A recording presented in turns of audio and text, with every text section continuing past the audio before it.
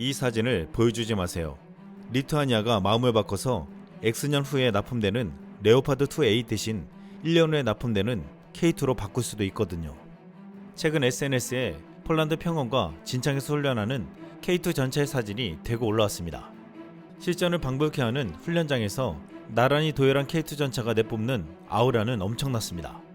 최근 K2 전차 9대가 폴란드에 도착해서 제16 기계화 사단이야 제9 기갑 여단으로 7대가 가고 제20여단에 2대가 전달되었는데 이 K2 전차들이 바로 훈련장에 나타난 것입니다. 미소 짓는 전차 부대장과 병사들의 모습이 진지하면서도 긴장감이 감돌았습니다.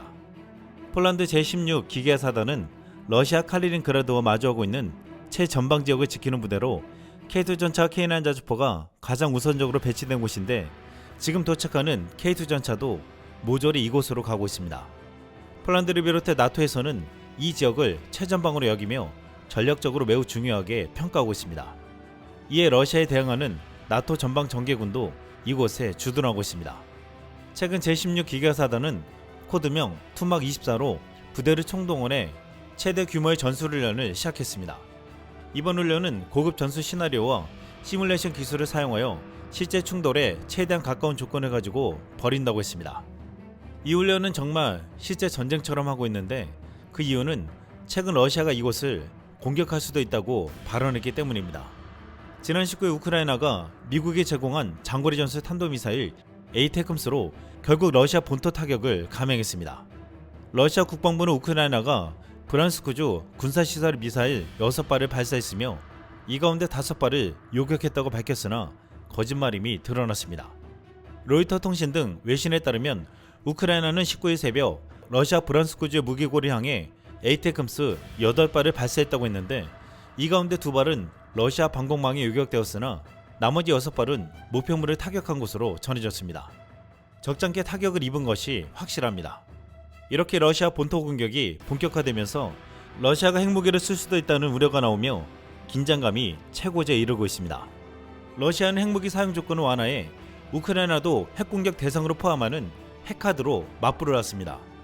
러시아는 미국이 우크라이나의 러시아 본토 장거리 미사일 사용 승인에 핵교리를 개정해 우크라이나에 핵무기를 사용할 수 있도록 했습니다.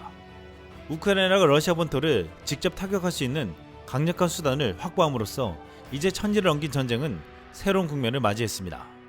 하지만 미국 매시밀러 국무부 대변인은 푸틴의 핵무기 위협에 불행히도 놀라지 않는다고 밝히며 이번 정책 변화는 러시아 위선을 부각할 뿐이라고 일축했습니다. 러시아는 개전 초부터 끝없이 핵무기 사용 위협을 했는데 이번에도 선전에 지나지 않는다는 것입니다. 실제로 러시아가 쉽게 핵무기를 쏠 수는 없을 것이라고 하면서도 주목할 만한 러시아 유력 인사의 발언이 나왔습니다. 러시아의 드미트리 메드베데프 국가안보회의 부의장은 나토 동맹국의 미사일 사용이 러시아에 대한 침략으로 간주될 수 있음을 경고하며 우크라이나와 나토 주요 시설에 대한 보복 공격을 감행했다고 말했습니다. 많은 이들이 러시아에 대한 나토 주요 시설이 러시아 국경 지역의 국가들에게 분포되어 있는데 폴란드와 발트 3국, 에스토니아, 라트비아, 리투아니아가 러시아의 공격 대상이 될 수도 있다고 보고 있습니다. 여기서 폴란드에서 투막 24 훈련을 하며 등장한 K2 전차를 보고서 K2 전차 대신 레오파드2 전차를 계약한 리투아니아가 큰 후회를 하고 있을 것이라는 말이 나왔습니다. 당장이라도 러시아가 공격해 올 수 있기에 즉시 전력이 필요한데 폴란드는 K2 전차를 빠르게 인도받아 배치했지만 리투아니아는 레오파드 전차를 주문해 언제 받을지 모르는 상황이기 때문입니다. 또한 지난해 K2 전차를 탈락시키고 정치적인 이유로 독일 레오파드2를 구매한 노르웨이도 러시아와 국경을 마주하고 있기에 러시아 공격에 대한 불안감이 커지고 있습니다. 비슷한 시기에 전차를 주문한 폴란드는 이미 K2 전차 71대를 받아 전력화시켰고 한 달 안에 13대를 더 받게 됩니다. 반면 노르웨이는 레오파드2 전차를 아직까지 단 한 대도 받지 못했습니다. 최근 한 글로벌 군사 매체는 폴란드가 러시아 국경에 배치된 첨단 한국산 K2 전차를 모스크바가 우려하는 이유에 대해서 집중 분석해 기사를 내놨습니다. 이 매체는 러시아 칼리닝그라드 근처에 K2를 배치하는 것은 러시아의 심각한 우려를 불러일으킬 수 있는데 이 지역은 나토군에 둘러싸여 있고 러시아 본토와 단절되어 있기 때문이라고 했습니다. 폴란드는 지난 8월부터 러시아와 벨로루시 국경에 있는 폴란드군을 3배로 늘리며 K2 전차를 인수하는 것과 더불어 한국의 K9 자주포와 천무 로켓포 등 한국산 무기를 이곳에 대거 배치했습니다. 폴란드 유럽에서는 러시아가 공격을 해온다면 지금 폴란드가 K2 전차를 앞세워 칼리닝그라드를 쉽게 함락시킬 수 있다고 말하고 있습니다. K2 전차는 러시아의 최전선 전차 부대의 대부분을 차지하는 T-72보다 압도적인 성능 우위를 가지고 있으며 러시아의 최전선 전차 중 가장 성능이 뛰어난 T-90M조차도 K2에 대응하기 어려울 정도라고 했습니다. K2는 러시아가 이전에 국경 근처에 배치한 다른 모든 전차보다 성능이 훨씬 뛰어나기 때문에 이 전차가 폴란드로 가자마자 1991년 소련 붕괴 이후 러시아 안보에 가장 위협적인 무기가 되었다고 말했습니다. 러시아 우크라이나 전쟁이 발발한 후에도 러시아 기갑부대의 미래 발전은 매우 불확실한 반면 폴란드가 도입한 K2는 무장과 방어력을 더 강화시킨 버전으로 진화되고 지금도 업그레이드가 개발되고 있습니다.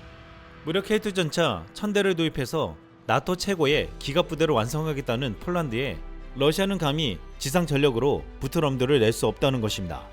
글로벌 매체 더 디플로맷은 K2가 유럽에 도입되면 지상군의 힘의 균형이 바뀔 가능성이 있으며 특히 서방과 바르샤바 간의 긴장이 고조되는 가운데 러시아 안보에 심각한 영향을 미칠 가능성이 있다고 말했습니다.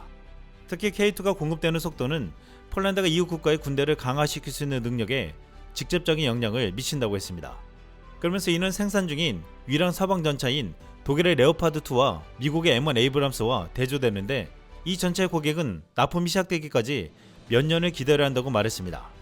특히 지상 장비에 있어서 한국의 방위산업 기반은 여러 측면에서 세계에서 가장 건강한 나토 호환 무기를 생산하고 있어 서방 블록의 전반적인 전투력에 굉장히 귀중하다고 했습니다.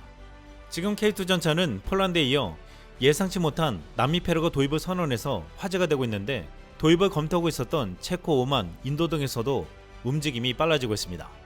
또한 중동에서 노교체 수요가 상당한데 사우디 510대, 이라크 300대, UAE 300대 정도입니다. 이를 다 합하면 1110대나 되는데 이들 국가가 지금 K2 전차를 가장 유력한 후보로 지목하고 있습니다. 한국은 K2 전차의 심장, 파워팩 중 변속기를 국산화시키면서 중동 국가에도 자유롭게 수출이 가능해졌습니다. 지난해 카이가 FA50 1000대 수출이라는 꿈같은 목표를 제시했는데 이제 K2 전차는 2000대 수출이라는 더 큰 목표를 세울 수 있게 되었습니다. 러시아가 유럽에 대해 공격 위협을 가하자 많은 유럽국들이 한국산 무기를 대거 도입해 빠르게 배치한 폴란드를 바라보며 지금 이런 반응이 나오고 있습니다. 핀란드를 잊지 마세요. 폴란드보다 몇 년 앞서 핀란드는 K9 썬더 155mm 자주포를 계약하여 많은 수를 받았고 이는 한국을 세계에서 가장 강력한 군대로 만드는데 도움이 되었습니다. 저는 우리의 동맹국 한국을 사랑합니다. 한국인들은 군사장비를 정말 빨리 생산할 수 있습니다. 그들은 반도체를 생산하여 조선산업기지를 만들고 초강대국을 만들 수 있습니다. 이런 배달 속도는 한국이 프랑스와 독일을 모두 굴욕시킬 것이다. 세계적인 강국이자 선한 영향력을 행사하는 국가 고맙습니다. 한국. 이상 쓸멍이었습니다.